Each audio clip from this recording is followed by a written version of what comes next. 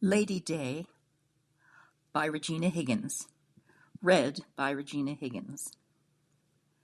Now we must keep her comfortable. I heard the words Gran's doctor didn't say. There was no hope. Gran came home to stay with me, in her own room, with a special bed. I was her only family, but a nurse visited every day. We would help Gran to her chair by the window, so she could look out to her garden, covered for the winter. The weather was awful that March. It pained me to think that Gran's last days would be so cold. Whenever I imagined Gran, it was always in the garden in the summer. I'd beg to pick cherry tomatoes off the vine, and her answer was always the same. Yes, of course, dear. The sound of those words and the sweet taste came to mean love to me. Gran had spoken less and less over the past months, but she understood what I was saying.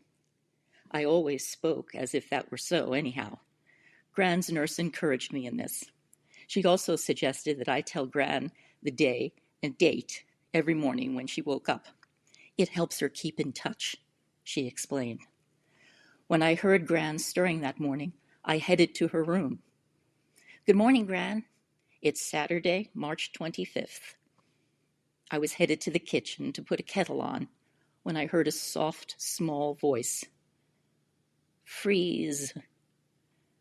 Gran hadn't spoken in a week or more.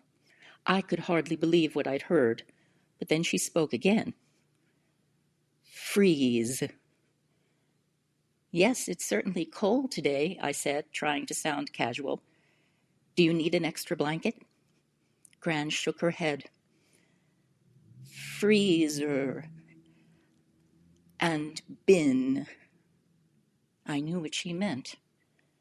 The seeds were in the freezer in the garage, and the seed potatoes in the bin next to it. It hit me. March 25th, Lady Day.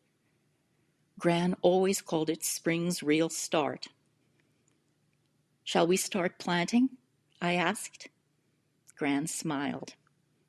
Yes, of course, dear. I headed to the garage. Even in the darkest time, when hope is gone, something just as powerful remains. Perhaps it's love.